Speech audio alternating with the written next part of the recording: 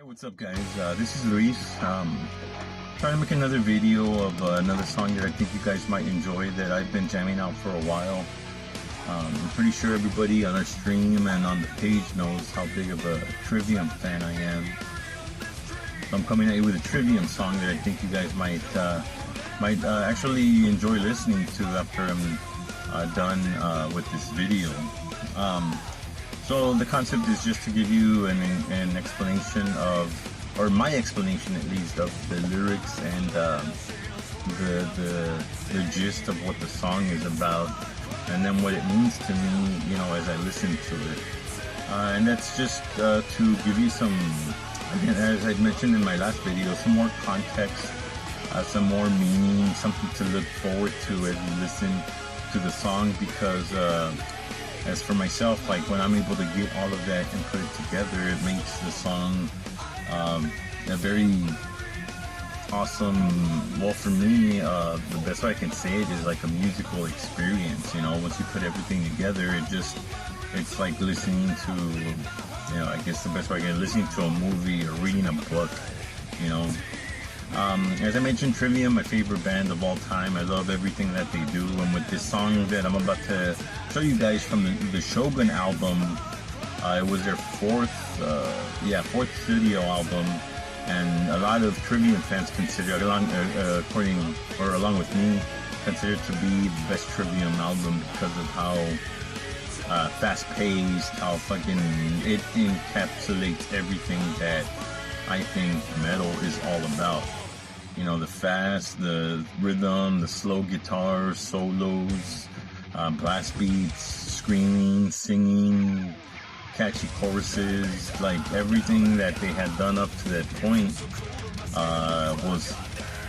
it just came together so beautifully. And then after that, they tried a lot of different things, and I could say that their last two albums, The Sin and the Sentence, and What Them and Say, are probably their best since Shogun, but Shogun is where it's at.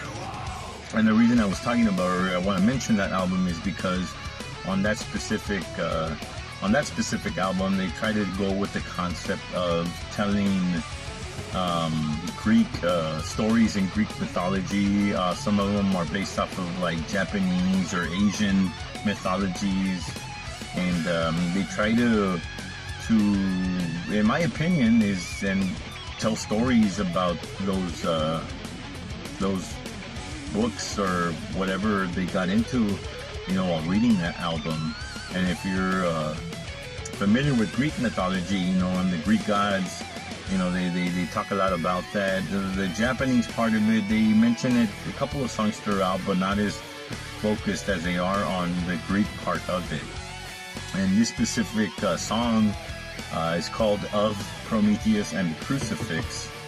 And that's one thing I've also like really loved about Trivium, is that they tend to come up with some of the weirdest names for their songs, but they sound so I don't know, like intellectual, or I don't know how to explain it, but you know, Of Prometheus and the Crucifix, I think sounds fucking badass.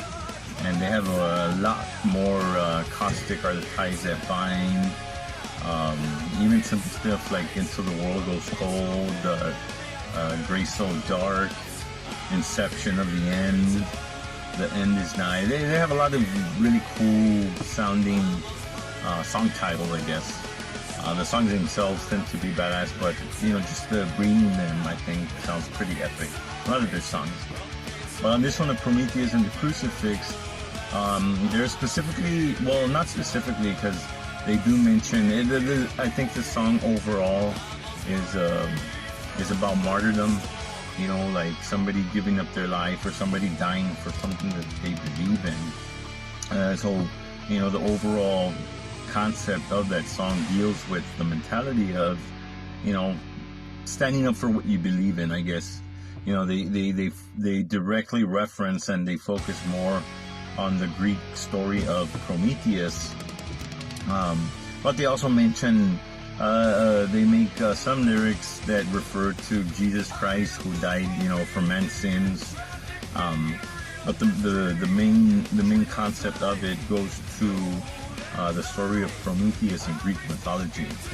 And for those who don't know, let me just get into it right quick. They hold on. They focus on the story of Prometheus, who was in Greek mythology the god of fire. He was the god of fire.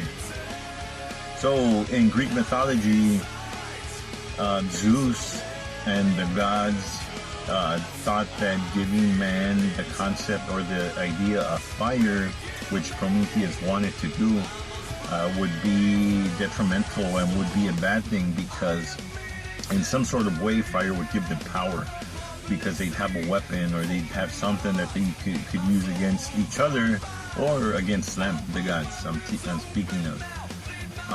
Prometheus, though, was so adamant about showing man the truth and how to make fire, because he thought it could help us, in a sense of speaking, evolve and become better and have access to, a lot more things that come out of the idea or the concept of being able to know how to use fire.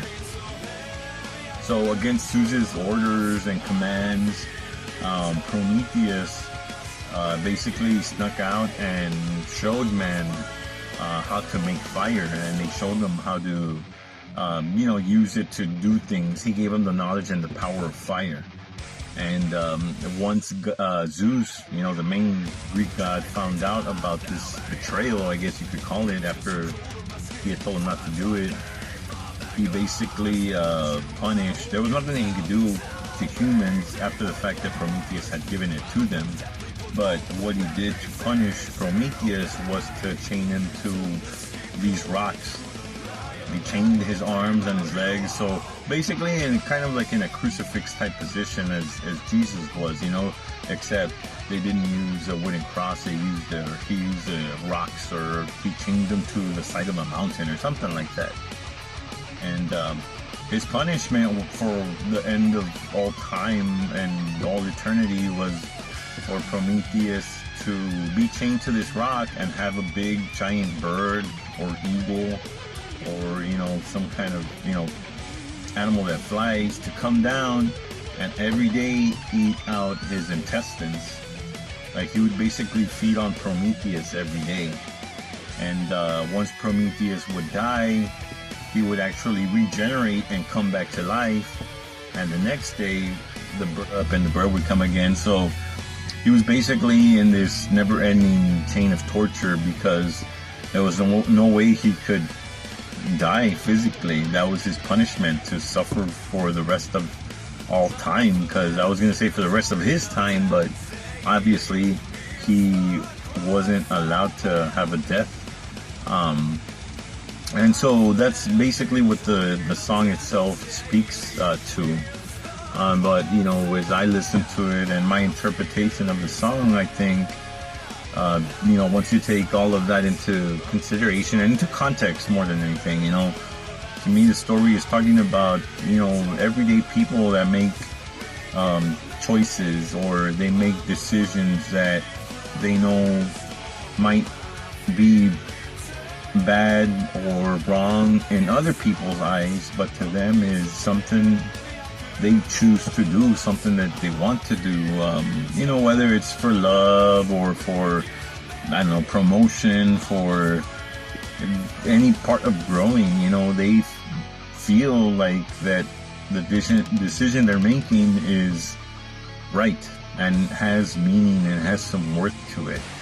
Regardless of being judged, being attacked, being, belittled. They do it and they live with the consequences, and that's what it comes down to. I know some of you guys, know my backstory, and if you don't, for new people maybe watching this video, and I'm sure like many of us, we have problems in our relationships and problems with our exes, and some of us have kids, in situations that makes it a little bit tougher, but we've all had that relationship where I feel like we've all had a relationship where sometimes your family, your friends, their family, their friends, just people in general don't agree with, in my case, that's the one thing I can relate to it the most, I guess. That's why I'm speaking about it. But in my case, I had a relationship that I felt like I I needed to do these things to be happy. And more than anything, I had kids in that relationship. So I felt like the decisions, because of my situation that maybe sometimes I didn't speak about and people didn't know the entire truth about it. But I felt like the decisions that I was making to stay in my relationship for my kids was the best decision for me to do. I didn't care that, I guess generally speaking, and, if it's personal to you, then, you might know what I'm talking about. But, I really felt like just being with a person because of the fact that I knew what I could do for my kids and I was doing what I could for my kids that person wasn't, that it was best for me to put up with her so that I could be with my kids to make, those decisions that involved them, as opposed to not being there for them, knowing that they wouldn't be in the best situation because of how, their mother was, or, the other person that was there was, and it was hard. It was hard because my friends, my family, they judged me and they said a lot of things, that I shouldn't be, and that I should be. They were always trying to be helpful, of course, but when you're stuck in a situation like that, even the good ideas, in our opinions, are bad, because the ultimate decision was for me to be away from my kids, when the decisions that I was making and the things that I wanted the most was to be there for my kids. So I felt like I was making a decision that everybody else thought was wrong, in their eyes. But in my eyes, it was what I needed, And so the thing is that that's one of the reasons I relate to this song, and I like this song a lot, is because of that's, I think, the gist of it. And it's cool that they're using lyrical and musical talent to describe that story. And when you listen to it, it's fast, it's thrashy, it's fast paced at the beginning. So that's badass. The lyrics are awesome. The melodies and the choruses are so catchy. It has a fast screaming breakdown, because at one point or the other, we all are pissed off, and we feel like we want to scream and we want to let our aggression out and stuff like that. And for me, it's better to do it in this kind of way, by listening to a music with screams in it that helps you let that out, as opposed to responding to it physically, And of course, the music is just awesome. The solos, that ending dual solo is just so fucking epic. If you could encompass an emotion into, musical sound, I think that's an perfect example of what sadness would sound on a guitar. So I hope you guys heard the video, listened to the message, and you guys listen to the song now. I'm going to put the link in the description so you all can listen to the song. I'm going to try to find a video that has the lyrics on it so you can read, the story that goes along with the music, because it's just epic. And then I'd like for you guys to tell me your interpretation of it, what you liked about it, or if there's any other song that just sticks out to you and gives you like a feeling or an experience that you can't explain. So if that's you, let me know. Make sure to subscribe. Rock Metal Nation.